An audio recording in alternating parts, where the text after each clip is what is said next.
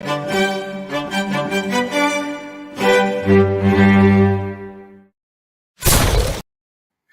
friends, and welcome to Collecting with Stan. That's right, it's me, big old silly Stan. Hello, Tina. Thank you. She says she likes the new channel name. Well, I still kept the same handle for everything else, Stan's Collector's Universe. It's just, I thought I should try to show on the first word what the channel is more about, and it's about collecting stuff. And what I wanted to do today is I got in some knives from Buck USA that Buck had I can't remember what they call it, web specials. It was knives that they had specially on their website. And I received a 25% off coupon also with it. And I was like, excuse me, sorry about that. I was like, well, what better time do I have to order one or two of these knives? So I thought I'd check out and see what knives they had available in that, web specials. Well, there was a couple that I thought were pretty cool. And I ordered them up. And then, like I said, with 25% off, it was like, I basically got 4 knives for the price of 3, And, I'm only going to show 2 today. But first up, we have the Slim Hunter, catalog number 13807 0110B 059-B. I'll show that. There you go. And pretty cool about this. I like that. American made. That's a knife, what it looks like. And this is pretty cool. I really like this. If I'm thinking right, I better look at the knife before I stick my foot in my mouth like I'm so good at. Here's the sheath. The sheath is imported, but it's just a little, see, it even says sheath made in Mexico. But it's just a little slim belt sheath, nothing fancy. But this knife is awesome. It's got like, gosh, I don't know what they call this fat. It's a G10. Should have looked this online and see what exactly they said. But it's just a great looking knife. It's a lockback, virtual, super thin, well centered for what it is. But you can definitely slow roll this. Man, I tell you, this spring's got a lot of tension on it. But yeah, just a great looking knife in S45VN. Yeah, I'm glad I waited. I would have said the wrong name for the steel. And that would have been silly. But yeah, just a great knife. It's a really thin Buck 110 Hunter. And yeah, super excited about it. Excuse me, I'm so sorry about that. I've been stripping some cabinet doors of old paint and out in the garage, and I think some of the fumes got to me a little bit. I was getting a little dizzy, so I'm like, I'm going to go in the house. Next up, we have a fixed blade. USA made. This is the 0119B025-B, so it's a 119, catalog number 13824. That's right there. Yeah, I do got to be careful, Tina, because, I got a little lightheaded, and I thought, okay, it's time to go in the house, but I'll be okay. Thank you, though, for the concern. And this is a Buck 110, made in America. A knife that so many people know of, or they know someone that's had it, a great hunting knife. Now, in Buck's own words, what made this a special thing was, in their own words, because I know I'm going to get some grief from somebody that's going to watch this, when I say it has no blood groove. Somebody's going to make a comment probably, that's called a fuller.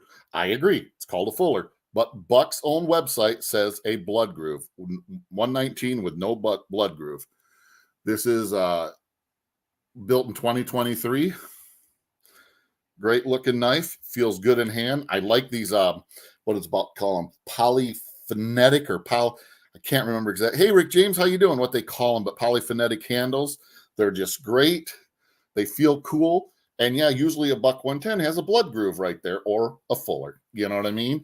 And like I said, Buck's own words was no fuller. And I thought, well, I'll have a unique Buck 119, I haven't owned one in years. I had one, gosh, when I was probably 20. I bought it when I was in the Marine Corps. Then I ended up not liking the sheath it was in, so I ended up going with a K-bar Marine fighting knife. And that's what I carried for the rest of my duration in the Marine Corps, along with the issued bayonet and any other knives that the Marine Corps issued us, which was usually just the bayonet for myself. But yeah, it's just a great hunting knife. Feels good in hand. Just wanted to share these with you. I mean, I'm really kind of getting on a kick. I still like my big knives. I still like my budget knives. But I've been really, really enjoying getting these USA made knives. And wow, that's actually a pretty thick stock. I never realized how thick Buck 119s were. Holy cow. And yeah, I'm just kind of getting on a kick about enjoying the USA made stuff. But, I'm not going to say I don't like Chinese knives and stuff because, I do. There's some good made Chinese knives. I chuckle at some channels out there that like, oh, I won't buy a Chinese made knife. Okay, that's their prerogative. But then you see them working on their knives with Chinese made power tools. And I'm like, if there's anything you don't want to buy Chinese made, honestly, if you're against Chinese made, is power tools.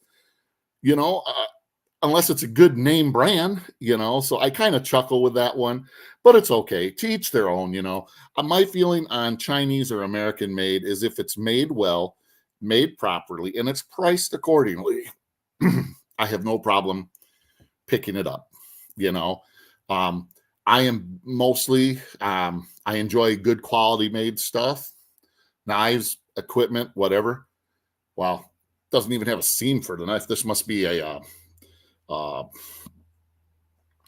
dang it. I'm having beaver tail tang, so not beaver tail, rat tang, rat tail tang. Oh my God. I miss having one of those. Heck, I have that every day. My memory is so bad anymore.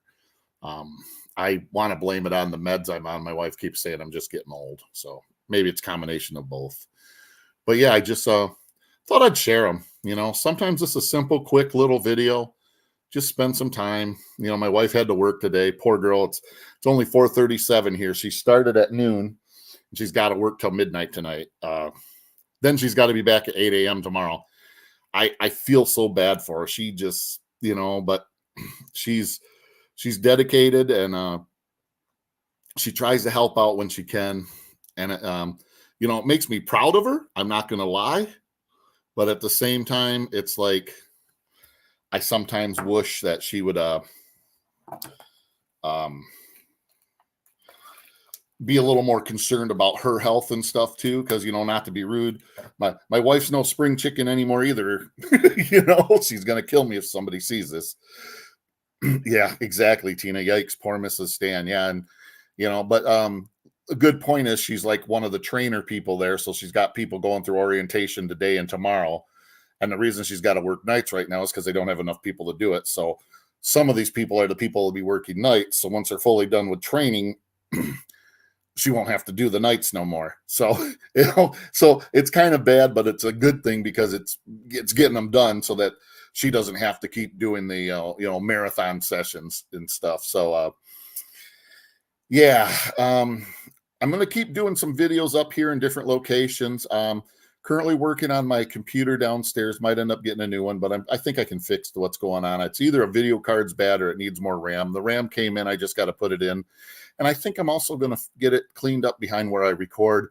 So it'll be a total surprise what it's going to look like when everything's said and done. And I still might do some of them up here in my kitchen. Or sorry, this is dining room. When I'm done, because this is just kind of fun. Different locations in the house. Showing stuff. The only thing I don't like here is the curtains behind me with the doors. I mean, I'm grateful that it's 60 some degrees up here in northern Michigan today, but the bright sun just doesn't, when it's, it doesn't play well for recording stuff, camera wise, but what can you do? You just deal with what you can and try to keep on plugging along through life. Well, shoot, with that being said, thank you so much for joining me. Yeah, I really like this. I'm going to put a little bit of lube on the pivot point. It is. I don't know if it's a spring.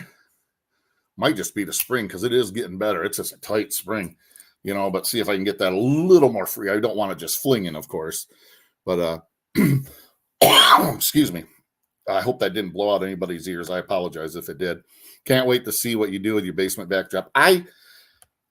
I can't either. I mean, it's going to sound stupid when I say it like that, but I have a ton of good ideas and I know what I want them to look like in my head, but I'm not 100% sure if I can pull it off, if that makes sense. Like there's certain things I want it to look certain way. And sometimes I think we've all done this, in your head, you're going, oh, that'll look so great like this. Then you try to pull it off and it's like, you just can't make it happen.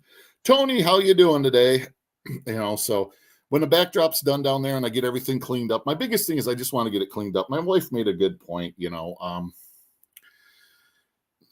the backdrop's so cluttered. It looks so horrible, and I know myself when I watch a channel and the backdrop's really, really, really messed up, I kind of go, geez, you should clean that up, dude, and then I'm like, oh God, what am I saying? I'm guilty of it. So, yeah, that's one of my goals. It might be a couple, 3 weeks before you see me recording down there again, or you might see me recording down there again when the computer's fixed, but it might be green screen as I'm still in the process of getting everything, set back up, and hopefully I can get it done the way I want. In my head, I'm going to have like some comic books displayed and, frames. I'm going to have a few posters. I'm going to have some knives displayed, whether they're on stands, like, the bigger knives, or in display cases that I have. Maybe have some baseball cards, some different things, just kind of the things that I do collect, just kind of on display behind me. It's kind of like that now, but I want to tidy it up a lot, not just the mess that's there, but like the way it all looks. I want it to, what's the word I'm looking for? I guess flow better, if that sounds right. I think that sounds right, to where it's not just a hodgepodge. It's more of a nice little, I don't know. Like I said, I don't even know if I'll be able to pull it off. I'm hoping I'll be able to, but sometimes what you envision in your head is not what happens when you try to do it. And I think we've all been there at some time or another in our lives. So, well, I'll get out of here. It's been 12 minutes. Thank you all so much. For those of you that made it here to the live stream, I appreciate it. For those of you that watch this on the rewind, I also appreciate it.